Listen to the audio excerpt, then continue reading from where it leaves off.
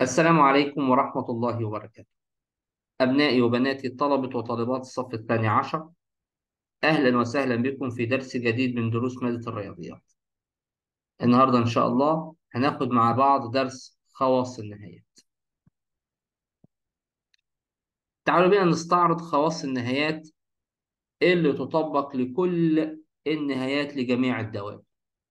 فمثلا لو عندي دالتين، الدالة الأولى اسمها دالة س، والدالة الثانية اسمها دالة عين س، وكانت س تقترب من عددا حقيقيا يسمى ألف، وهو ينتمي للمجال الخاص بكلا الدالتين. فإن وطبعا كانت نهاية الدالة دال س عندما س تقترب لألف، وكذلك نهاية الدالة س عند دالة عين س لما س تقترب لألف، الدالتين موجودتين. فلو ضربت الكاف في الدالة دال س، فما مصير النهاية؟ مصير النهاية هتساوي الكاف ضرب النهاية عندما س تقترب من الألف.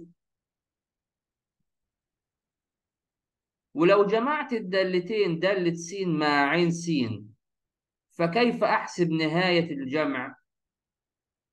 بنفس الطريقة، عن طريق نهاية الدالة دال س عندما س تقترب من الألف، بجمع عليها نهاية الدالة عين س عندما س تقترب من الألف. خد بالك إن ده نفس العدد. اللي يسرع الجمع يسرع الطرح يسرع الضرب يسرع القسمة، طبعا بشرط إن قيمة دالة المقام لا تساوي صفر. يعني بعد ما أطرح الدالتين عشان أجيب نهاية طرح الدالتين، أستطيع إيجاد نهاية الدالة الأولى ناقص نهاية الدالة الثانية، والضرب نفس الكلام، والقسمة نفس الكلام. أدي أول مجموعة من خواص النهايات. استكمالا لهذه الخواص، الأسس: إذا كانت الدالة دال س مرفوعة لقوة اسمها ن، فإن نهاية هذه الدالة أيضا تكون مرفوعة لنفس القوة. وبالمثل، إذا كانت الدالة دال س مأخوذ لها الجذر النوني، فإن نهاية هذه الدالة أيضا يساوي الجذر النوني للنهاية. في حاجات بقى ثوابت ولازم لا نتعداها. يعني نهاية الثابت، أي ثابت، نهاية لو دالة ثابتة اسمها 5 عندما س تقترب للعدد -2، دي هتساوي 5. ونهاية الدالة -3 عندما س تقترب من الواحد برضو بتساوي -3. يبقى نهاية القيمة الثابتة نفس القيمة. طب ماذا عن نهاية الدالة س لما س تقترب لألف؟ ده اسمه تعويض مباشر. أعوض عن س بألف تعويض مباشر. طب لو كانت س أس ن هتبقى ألف أس ن. طب لو كان جذر النون لسين هيبقى الجذر النوني لألف، طالما س بتقترب للألف. تعالوا نشوف مع بعض مجموعة من التطبيقات السهلة والمباشرة كمان. إذا كانت نهاية الدالة دال س عندما س تقترب للخمسة بتساوي 2، ونهاية الدالة عن س عندما س تقترب من الخمسة بتساوي 8، فباستخدام الخواص النهايات اوجد نهاية طرح الدالتين. في طالب شاطر يقول لي: يا أستاذ، اللي عملناه على الجمع والطرح والضرب والقسمة هنطبقه هنا. يبقى نجيب نهاية دالة س لما س تقترب من الخمسة ناقص نهاية دالة عين س لما س تقترب من الخمسة. طب النهاية دي بكام؟ ب2 ناقص النهاية دي بكام؟ 8. يبقى الناتج بكام؟ 2 ناقص 8 ب -6. مباشر. طب رقم باء: نهاية لما س تقترب للخمسة عين س على د س. فطالب شاطر يقول لي: طب ما أنا نفس الفكرة، هجيب نهاية لما س تقترب للخمسة للدالة عن س، على نهاية لما س تقترب للخمسة للدالة د س. كلام مظبوط 100%. طب النهاية الأولى بكام؟ ب8. والثانية 2. يبقى الناتج 4. كويس جدا. تعالوا نروح نشوف جيم. نفس الشيء ده، أقدر أقول إن ده بيساوي نهاية لما س تقترب من الخمسة للدالة عن س، والمرة دي هربع الناتج. المرة دي هربع الناتج لأن العين س هنا تربيع. يبقى الطالب الشاطر جدا يقول لي إيه يا أستاذ؟ النهاية ديت معروف إنها ب8، يبقى 8 تربيع ب64. كلام جميل. الطالب التاني يقول لي إيه؟ الدالة دي للجذر الرابع. حلو. يبقى أقدر أقول إن الجذر الرابع لنهاية، وكمان النهاية دي داخلها حاصل ضرب، يبقى نهاية دالة س مضروبة في نهاية العين س. وطبعا لازم تطول شرطة الجذر كده، وس تقترب لخمسة وس تقترب لخمسة. ده هيساوي إيه؟ الجذر الرابع، النهاية الأولى دي بكام؟ ب2، والنهاية دي ب8. يعني الجذر الرابع ل16 بتساوي 2.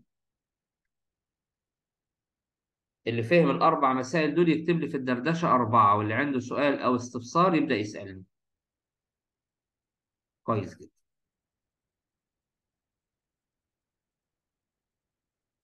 ماشي، ممتاز يا ولد، أحسنتم. المسألة الثانية. هذه المسألة أعطاك رسم، يبقى لازم نستخدم الرسم طبعا. في هذه المسألة أعطاك رسم، فلازم نستخدم الرسم. أول واحدة عندك بيقول إيه؟ نهاية لما س تقترب لل10 د س زائد ع س. ففي طالب شاطر يقول لي إيه؟ أكيد طبعا هنجيب نهاية. خلي بالك أنا بكتب لك كل شيء بالتفصيل وبالخطوات علشان أنت في الامتحان كمان تكتبه في الخطوات التفصيلية زي ما أنا بكتبه كده، عشان تاخد درجتك كاملة. عشان تاخد درجتك كاملة. الالتزام بالخطوات التفصيلية. الالتزام بالخطوات التفصيلية. طيب نهاية دالة س لما س تقترب ل10. تعال نشوف فين ال10 أهي. نعمل 10 خط منقط كده زي ما احنا اتفقنا زمان. دالة س بسالب 2 أهي، زائد العين س ب5. كويس، يبقى -2 زائد 5 بموجب 3. جميل. طب رقم باء. نهاية 4 في العين س.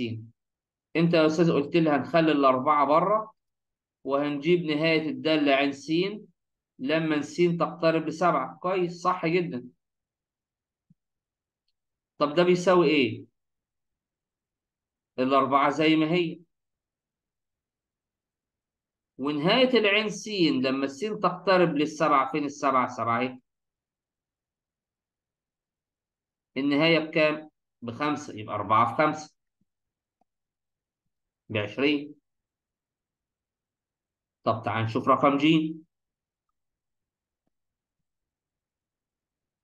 نهاية قسمة. يبقى يا أستاذ هنقول نهاية عين س لما س تقترب لل2 على نهاية د س لما س تقترب لل2. كلام هايل. طيب يلا نطلع النتائج يا أستاذ، يلا نطلع النتائج. فين الاتنين أهي؟ اعمل لي خط منقط كده الاسترشادي ده عند الاتنين. الدلعين اللي هي بالأخضر بكام؟ بسالب 1. والدالة دال اللي هي بالأزرق بكام؟ ب2. يبقى -1 على 2 أو -نص. جميل جدا. طب الدالة دال أو المسألة دال دي حاصل ضرب. يبقى نهى د س في نهى عين س، والسين بتقترب ل8. طب ده بيساوي إيه؟ يعني نعمل خط استرشادي عند الكام؟ عند ال8. أدي ال8 أهي. الدال س ب1 أهو، والعين س ب5، يبقى -5. تعال نشوف آخر واحدة.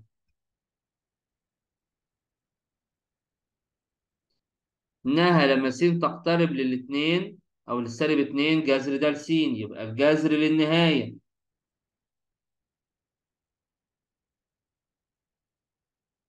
تعال نشوف فين -2 أهي. الدالة اللي عندك اسمها إيه؟ د س. طب نهاية د س موجودة ولا غير موجودة؟ غير موجودة، لأن هنا في قفزة أو في انفصال في منحنى الدالة، يبقى النهاية غير موجودة. تمام؟ مسألة سهلة ومسألة بسيطة جدا. طيب، إذا علمت أن نهاية هاء س لما س تقترب من الصفر بتساوي 10، ونهاية الدالة كاف س لما س تقترب من الصفر بتساوي 8. تعالوا نشوف هنا رقم ألف. هتقولي يا أستاذ دي مجموع نهايتين، خلاص هتكتب نها زائد نها. أنا هكتب لك هنا بقى بالاختصارات خلاص علشان إحنا عرفنا الطريقة. وهنا هاء س وهنا كاف س، وكلاهما يقترب من الصفر. طب الأولى بكام؟ ب10، والثانية 8، يبقى الناتج 18. تعالوا نشوف مع بعض اللي بعدها. حاصل ضرب، يبقى نهى ضرب نهى هاء س ضرب كاف س، وكلاهما يقترب من الصفر. نهاية الهاء س بكام؟ ب10، والكاف س بكام؟ ب8، يبقى 10 ضرب 8 80. كل ده كويس جدا جدا جدا. طيب، رقم ج. هاء س تكعيب، تعال نجيب منها هاء س بس، وبعدين الناتج نخليه أس 3. يبقى ده طبعا بيساوي 10، أس 3 ب1000.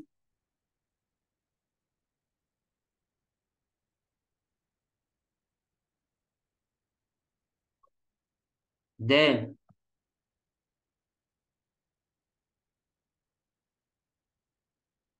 طبعا في جذر، يبقى ناخد جذر الكل اللي هيطلع، وفي ربع، ادي الربع بره. 5 في نهاية كاف س، شوف هنعملها بالتجزئة.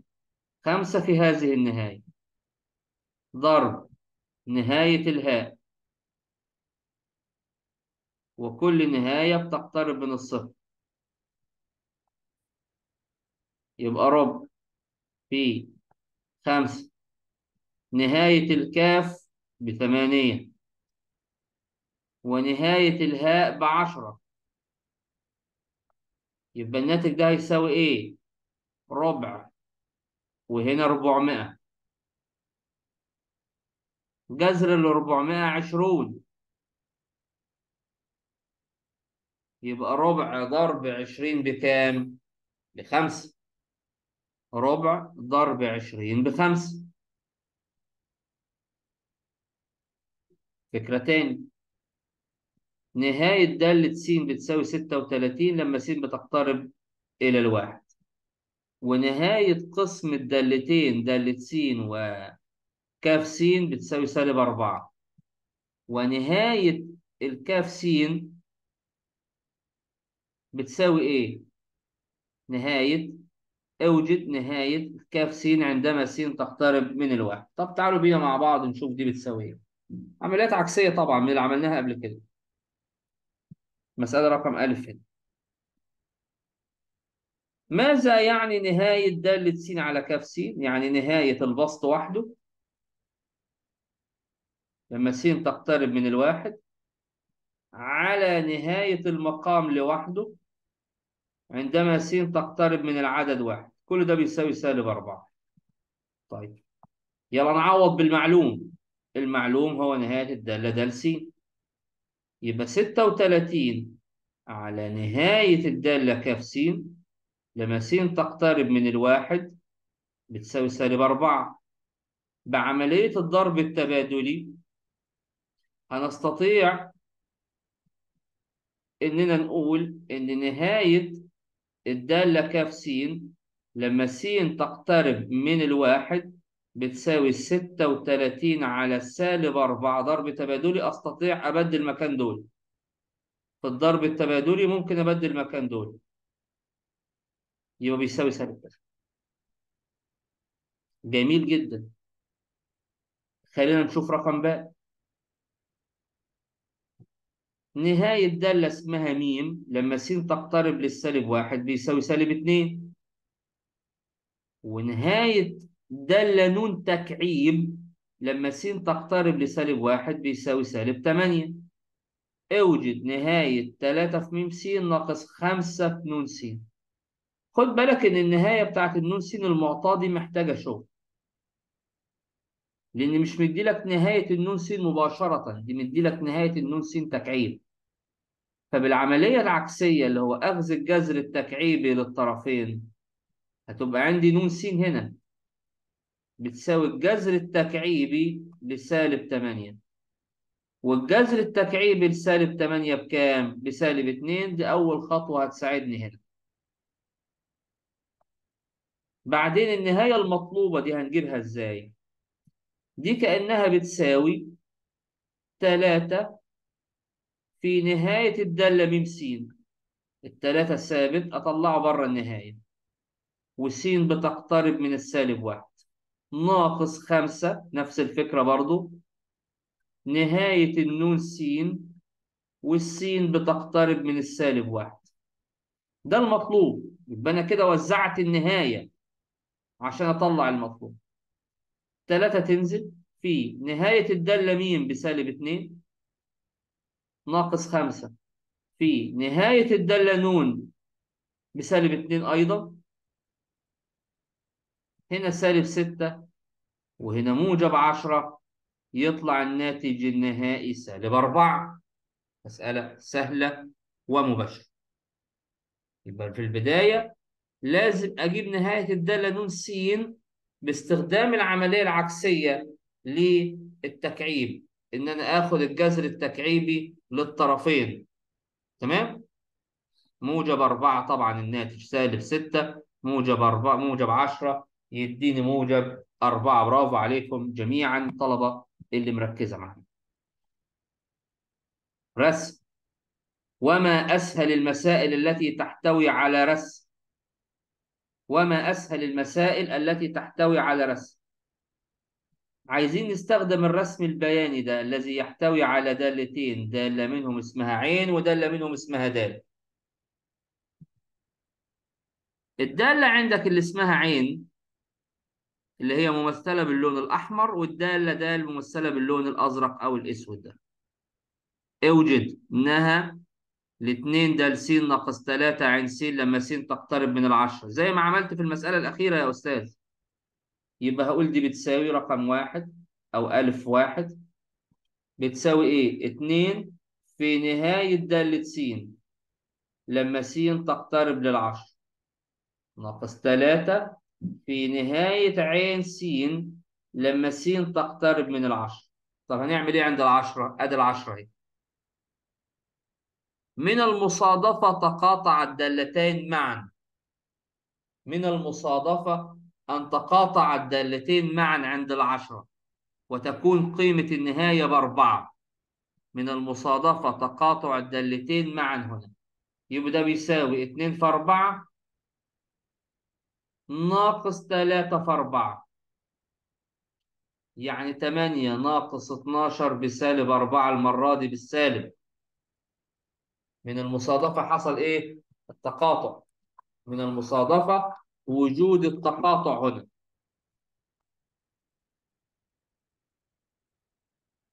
طب اللي بعدها نهاية القسمة عندما س تقترب للخمسة. تعالوا نشوف مع بعض. وخلي بالك دي عين تربيع، يبقى نقول نهاية عين س لما س تقترب من الخمسة وربع ده على نهاية دالة س، والسين بتاعتك رايحة فين؟ تقترب من الخمسة. نيجي هنا نعمل خط استرشادي عند الخمسة كده اهو. قيمة العين س، نهاية العين س بسالب 3، يبقى بسالب 3 تربيع على نهاية الدالة دال فين؟ هنا بكام؟ ب2. سالب 3 تربيع ب9، 9 على 2 ده الناتج. طب المسألة الثالثة يا عزيزي،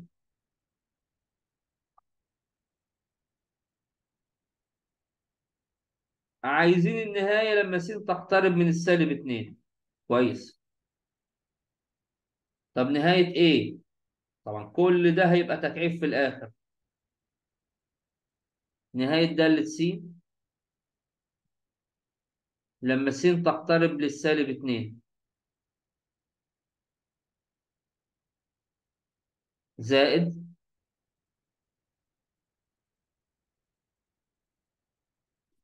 نهاية عين س لما س تقترب من السالب 2، والكل ده أس 3. تعالوا بينا نشوف الرسم الاسترشادي عند السالب 2.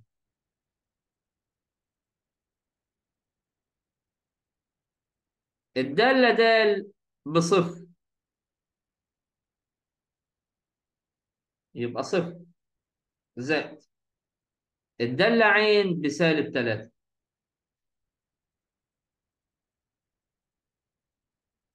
يبقى صفر سالب 3 بسالب 3 تكعيب بيساوي 7 أو سالب 27.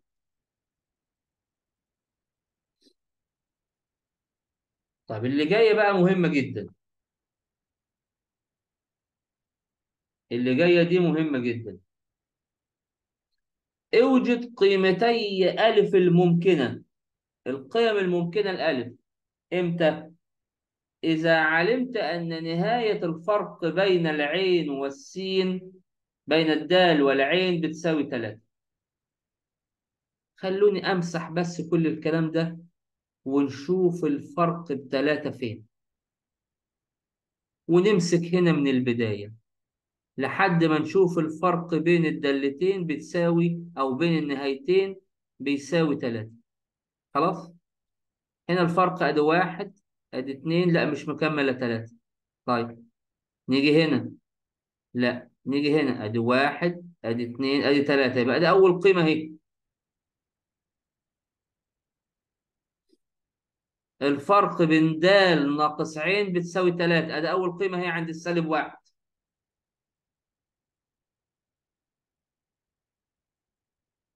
كمل. هنا سالب 2، هنا لا كمل لسه. ها، هنا 2، هنا لسه. هنا كام؟ 1.5، وهنا أكتر لا. طيب نشوف حتة هنا. الفرق 3، أدي 1 2 3، بس دي بين دال ودال، دي دال ودال دي ما تنفعش. خد بالك دال ودال ما تنفعش، خد بالك منها كويس دي. تمام. طيب فين تاني دال وعين؟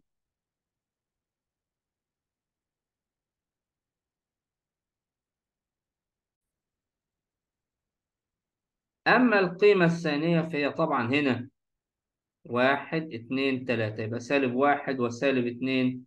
هذه هي القيمتان، هذه هي القيمتان.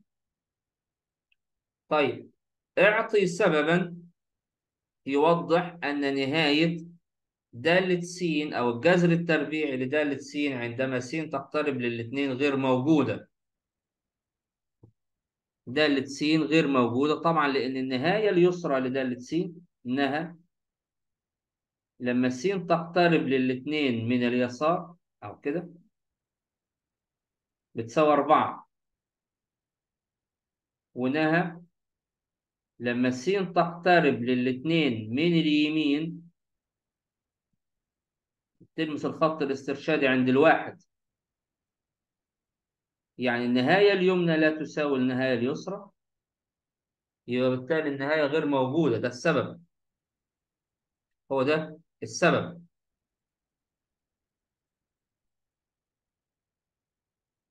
المسألة دي برضو جميلة جدا. عندي دالة س دالة تربيعية، والنهاية دالة س بتساوي 7 عندما س تقترب ل3، ودالة س نهايتها ب6، أو عندما س تقترب ل6 بتساوي 12، وعين س دالة خطية. وإذا علمت أن حاصل الضرب د في عين نهايته عندما س تقترب ب3 بتساوي 35، وقسمته عين على د بتساوي 5/10. تمام؟ اكتب عبارة جبرية للدالة عين س. طيب عين س دي المفروض إنها دالة خطية، يبقى عين س دي بتساوي ألف س زائد باء. أي دالة خطية بتكون كده، ألف س زائد باء. تعال نستخدم هذه المعلومات لإيجاد قيمتي الألف والباء. من المعادلة الأولى أو من المعطى الأول يبقى نهاية لما س تقترب من ال3 د س في نهاية لما س تقترب من ال3 عين س اللي هي اسمها ألف س زائد باء. كل ده بيساوي 35. يبقى أي دالة خطية من الدرجة الأولى تكون على صورة ألف س زائد باء. عوضت هنا مكان العين. طب نهاية دالة س عندما س تقترب من ال3 بكام؟ ب7. يبقى 7 في، أعوض هنا عن السين ب3، 3 ألف زائد باء بيساوي 35. اقسم على ال7، يبقى 3 ألف زائد باء يساوي 5. أدي أول معادلة الألف وباء.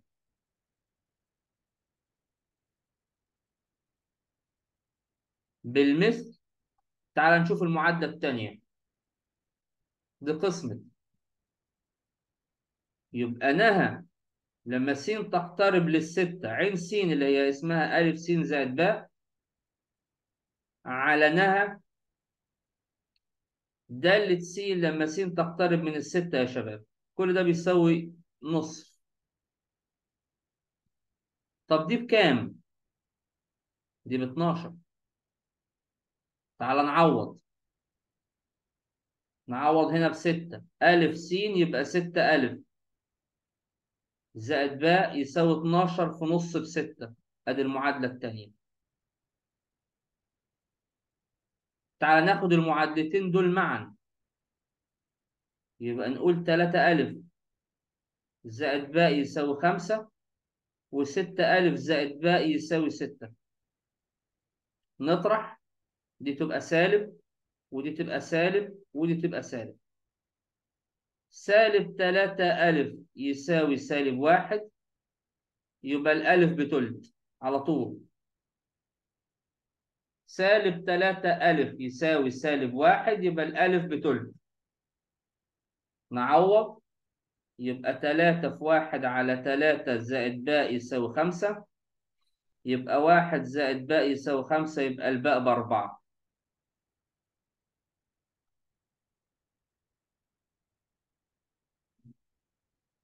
الباء ب4، يبقى الألف بتلت والباء ب4، يبقى العين س يساوي تلت س زائد 4. لما يقول لك بقى اوجد النهاية هنا لما س تقترب من ال15، هنعوض هنا مكان السين ب15. تلت ضرب 15 زائد 4 يبقى 5 زائد 4 ب9. 5 زائد 4 ب9. آخر حاجة وأسهل حاجة فيها فكرة، وأنا دايما بحب المسائل اللي فيها أفكار. عندي دالة كسرية أو دالة نسبية 1 ناقص تاء س على 9 زائد فاء س ممثلة عندك وفيها خطي تقارب. الأول رأسي س بتساوي -1.5 والتاني أفقي ص بتساوي -2. عايزين نجيب قيمة تاء وفاء. طبعا مبدئيا لازم أساوي المقام بالصفر عشان أجيب معادلة الخط الرأسي. يبقى 9 زائد فاء س بتساوي الصفر. يعني فاء س بتساوي -9. يعني السين بتساوي -9 على فاء. بس خد بالك إن أصلا السين هنا بتساوي -1.5. نعوض بقى ونقول إن -9 على فاء بتساوي -1.5 ضرب تبادلي. يبقى الفاء بتساوي -9 على -1.5 بتساوي 6. ومعادلة الخط الأفقي يا شطار اللي فاكر معايا واللي مركز معايا خطوة خطوة، ص يساوي معامل س في البسط اللي هو -تاء على معامل س في المقام اللي هو فاء. طب -تاء ما زال مجهول والفاء ب6. كل ده هنساويه بكام؟ بالخط الأفقي اللي هو -2. يبقى تاء تساوي 6 في -2 ب-12. يبقى التاء ب12 مباشرة. يبقى أنا كده جبت التاء والفاء. هو عايز يحسب نهاية الدالة دي لما س تقترب لل5 وقرب الناتج. هنا يبقى العين س هتساوي 1 ناقص، نعوض هنا 12 س على 9 زائد 6 س، لأن الفاء ب6. عايز النهاية لما س تقترب من ال5. عايز النهاية لما س تقترب منها. طبعا هنا ممكن نعوض هنا نجيبها من الرسم بس تبقى صعبة جدا لأن الرسم هنا المعلومات غير كافية ومحور الصادات ومحور السينات ما فيهوش التدريج الكافي. بالتالي هنعوض تعويض مباشر. يبقى 1 ناقص 12 في 5 على 9 زائد 6 في 5. كل ده تعمله أس 3 وتطلع الناتج وتقربه الأقرب منزل.